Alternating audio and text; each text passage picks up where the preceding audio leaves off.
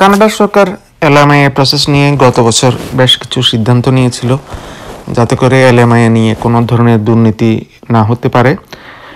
এখন এলএমআইএ সম্বন্ধে কানাডা সরকার আরও একটা পদক্ষেপ নিয়েছে ফরেন ওয়ার্কারদের জন্য, বিদেশি যারা এখানে অস্থায়ী ভিত্তিতে কাজ করতে আসেন তাদের জন্য। সেটা হচ্ছে যে সমস্ত এলাকা লো ওয়েজ স্ট্রিমের আন্ডারে আছে এবং ওই সমস্ত এলাকা বেকারত্বের হার 6 ভাগ বা তারও বেশি, সে সমস্ত এলাকায় কোনো এলএমআইএ প্রসেস করা হবে না পরবর্তী নির্দেশ না দেওয়া পর্যন্ত।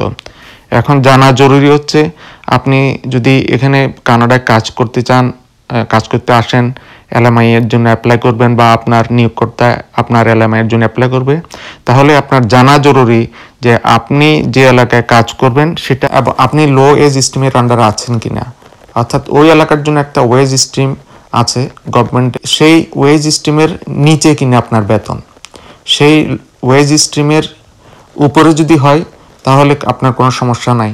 আর যদি সেই ওয়েজ স্ট্রিমের ওই এলাকার আপনার বেতনটা নিচে হয় তাহলে এলএমআইএ প্রসেসটা এফেক্টেড হতে পারে। এবং গভর্নমেন্ট অলরেডি এই সপ্তাহে ডিক্লেয়ার করেছে কোন কোন এলাকা এই লো এজ স্ট্রিমের আন্ডারে পড়ে, কারণ এই সমস্ত এলাকায় অলরেডি বেকারত্বের হার বেড়ে গেছে এবং গভর্নমেন্টের সর্বশেষ হিসাব অনুযায়ী 26টা এলাকা তারা বের করেছে যে 26টা এলাকায় বেকারত্বের হার বর্তমানে 6 ভাগ বা তারও বেশি।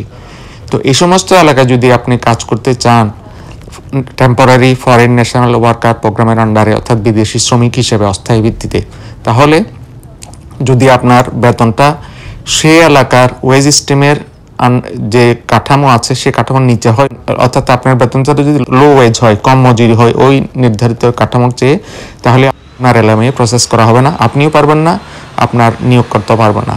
যে 26টা এলাকা গভর্নমেন্ট ঘোষণা করেছে সেখানে কানাডার বেশ কয়েকটা গুরুত্বপূর্ণ এলাকা রয়েছে। তার মধ্যে সবচেয়ে যেখানে বাংলাদেশের বা এশিয়ার বিভিন্ন মানুষ বসবাস করে, কানাডার টরন্টো এলাকা, টরন্টো রয়েছে। টরন্টো ছাড়াও আরও যে সমস্ত এলাকা এই নিষেধাজ্ঞার আন্ডারে রয়েছে তার মধ্যে আছে নোভা স্কোশিয়ার হ্যালিফ্যাক্স, নিউ ব্রাউনসউইকের সেন্ট জন, কুইবেকের মন্ট্রিয়েল, অটোয়া, অন্টারিওর Kingston, Peterborough, Oshawa, Hamilton, Niagara এলাকা, অন্টারিওর লন্ডন, উইন্ডসর, বেরি, ক্যালগরির আলবার্টার ক্যালগরি, আলবার্টার এডমিন্টন এবং ভ্যাঙ্কুভারও রয়েছে এই লিস্টে।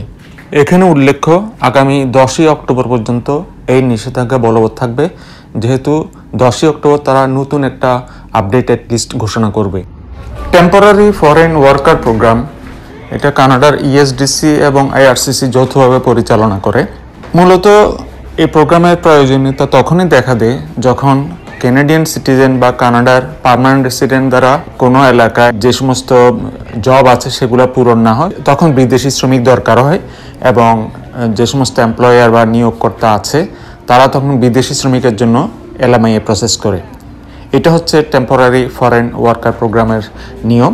কিন্তু 2020, 21, 22 এই সময়ে দেখা গেছে অনেকেই এলএমআইএ নিয়ে অনেক ধরনের দুর্নীতি করেছে, এলএমআইএ বেচা কেনা হয়েছে এবং এটা একটা সিস্টেমে দাঁড়িয়ে গিয়েছিল। যারা মানব পাচারকারী তারা এলএমআইএ নিয়ে অনেক ধরনের দুর্নীতি করেছে এবং সরকার দেরিতে হলেও এটাকে ধরতে পেরেছে এবং বেশ কিছু তারা অ্যাকশন নিয়েছে এর বিরুদ্ধে। 2024 সালে প্রথম কানাডা সরকার এলএমআইএটা খুব ভালোভাবে রেগুলেট করে এবং খুব ভালোভাবে এটা মনিটরিং করে এবং 2024 সালে মেইনলি স্ক্রুটনি বাড়ায় গভর্নমেন্ট, ক্যানাডিয়ান গভর্নমেন্ট, এবং এরপর থেকে এখন পর্যন্ত সেই রেগুলেশনটা, সেই বিধিনিষেধগুলো ওরা আরোপ করছে বিভিন্নভাবে। বর্তমান সরকার ক্ষমতায় আসার পর তারাও এ বিষয়ে বেশ মনোযোগী হয় এবং এলএমআইএর উপর বিধিনিষেধ বা নিষেধাজ্ঞা তারা অব্যাহত রাখে। এখন দেখা যাবে ভবিষ্যতে গভর্নমেন্ট আরও কী পদক্ষেপ নেয় এই এলএমআইএ নিয়ে বা বিদেশি শ্রমিক নিয়ে। আজ এখানে রাখছি, সবাই ভালো থাকবেন এবং সুস্থ থাকবেন।